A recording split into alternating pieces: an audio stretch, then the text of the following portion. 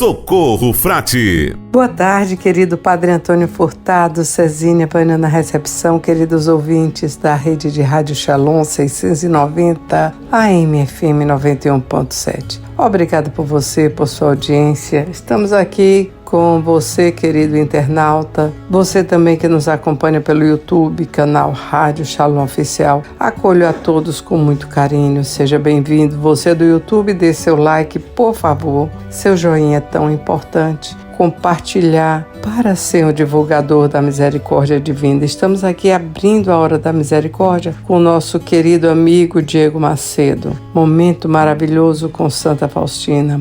Prepara-nos para a santidade, prepara o nosso coração, nos dá aquele sinal de alerta para entendermos como estamos vivendo o nosso cristianismo, se estamos realmente sendo fiéis a Jesus. Queridos, vamos continuar contando os cuidados do arcebispo Dom Karol Wojtyła na causa da beatificação da irmã Faustina. Ele sabia que era preciso agir com muito cuidado e discrição quando se tratava da questão das revelações da irmã Faustina e da devoção à Divina Misericórdia. Suas palavras sobre o assunto demonstravam isso. Disse para as irmãs em Langevinique, quando pediu que fosse interrompida a celebração da missa no altar da misericórdia, que ele falou: estamos agora como que andando sobre vidro.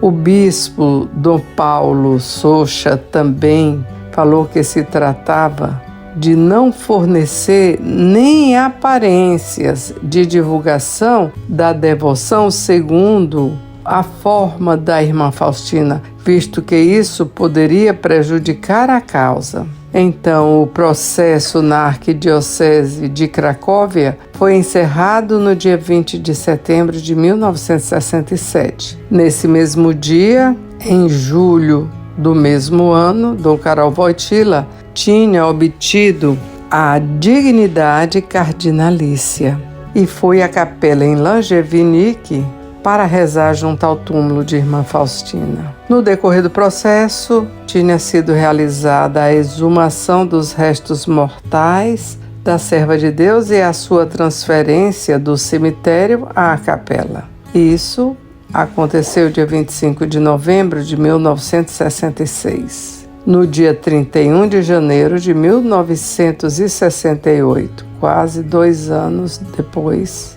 na Congregação para as Causas dos Santos, em Roma, local onde estavam os documentos enviados de Cracóvia do processo de irmã Faustina, ocorreu a abertura da etapa seguinte do procedimento de beatificação, que durou bem mais tempo, tendo como um postulador do processo Frei Antônio Miruch e vice-postulador o Frei Isidoro Borkiewicz. O postulador chegou a comentar para esclarecer. Desde o início, a congregação procedeu cuidadosamente, pedindo muitas vezes a opinião tanto da Congregação da Doutrina da Fé como dos bispos poloneses. O consultor da Congregação da Doutrina da Fé, ou seja, do antigo Santo Ofício, confirmou em 1969 que o processo na Congregação para as Causas dos Santos, para ser levado adiante, deveria ser separado da questão das visões e revelações de irmã Faustina. Como era necessário, a Congregação para a Causa dos Santos solicitou à Conferência do Episcopado da Polônia o Nihil obstat, isto é, a aprovação ou permissão oficial, ou seja, que fosse outorgada por um censor oficial da Igreja Católica um certificado de que havia sido examinado e certificado que nada estava contra a doutrina, fé e a moral. Não havia nada a se opor diante do processo. Isso significava que ele poderia seguir adiante. Esse documento foi expedido pela Conferência do Episcopado Polonês em 30 de abril de 1970. Na congregação, eles tinham uma tarefa muito importante. era o exame do diário de Faustina Kowalska, visto que uma das razões da publicação da notificação ter sido os seus erros de transcrição e tradução para o idioma italiano. O Frei Antônio Mirucchi exigiu uma edição crítica desse documento. Ainda em 1967, mais uma vez foi feita do original do diário uma transcrição. Esse trabalho foi realizado por Irmã Beata e pelo Frei Zodoro e feito também sua tradução para o francês. O Frei Antônio pediu ainda para a congregação, para as causas dos santos, que, em razão do caráter específico da religiosidade polonesa, por vezes incompreensível aos teólogos do Ocidente, pelo menos um dos censores dos escritos de Irmã Faustina fosse polonês. Essa função ficou a cargo de um teólogo que já citamos, o Padre Inácio Rosic, o polonês. E o outro censor foi um italiano. Imaginemos. Mas, queridos, vamos parar um pouquinho. Vamos depois falar sobre a resistência do Padre Inácio para assumir essa função. Hoje não temos mais como continuar. Vamos fazer nossa reflexão. Percebemos esses critérios que acabamos de ouvir, de análises críticas de uma pessoa, Helena Kowalska, Irmã Faustina, de sua vida, do diário, do nada consta.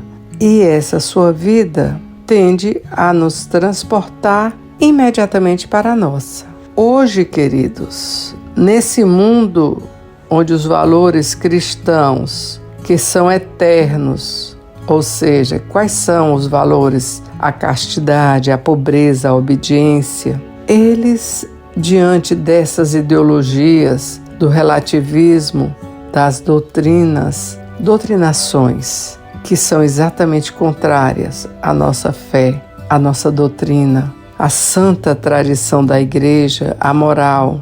Aí vem o questionamento. Como fica o cristão nessas condições? Dizemos que andamos na contramão, onde tudo é liberado, onde tudo pode, os nossos valores são jogados na nossa cara.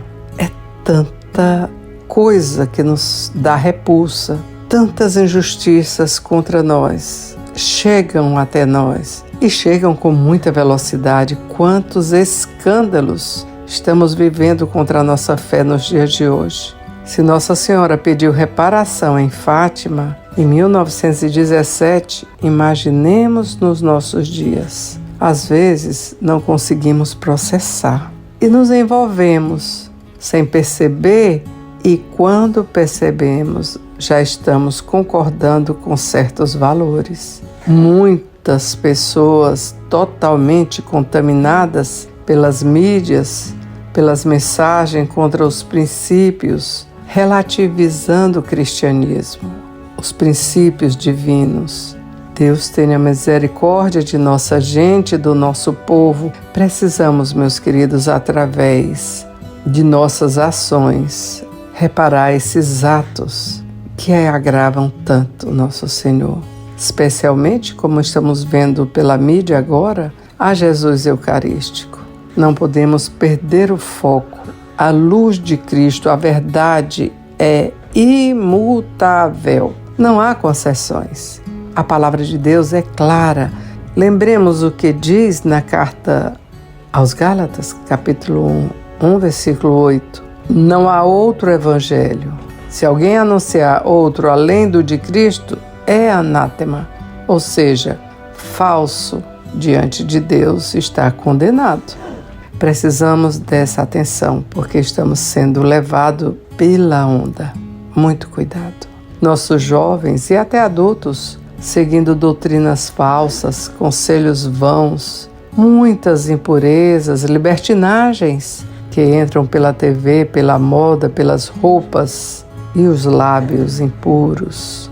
Queridos, com certeza, isso nos tira do caminho de santidade, nos tira da presença de Deus.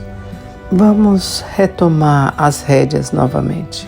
precisamos reparar através de adorações ao Santíssimo Sacramento, das orações do terço mariano, do terço da misericórdia, as devoções, novenas, sacrifícios, penitências, para sermos sempre iluminados com a luz de Deus. Precisamos dessa motivação para recomeçar, nos libertar. Eu vejo muitos já sem forças, já sem saber a quem seguir. Esqueceram a luz de Cristo. Vamos buscar, meus queridos, na ação do Espírito Santo, essa reparação, contando sempre com a intercessão de Nossa Senhora, dos santos e de Santa Faustina. Digamos juntos: Jesus, eu confio em vós. Santa Faustina, rogai por nós.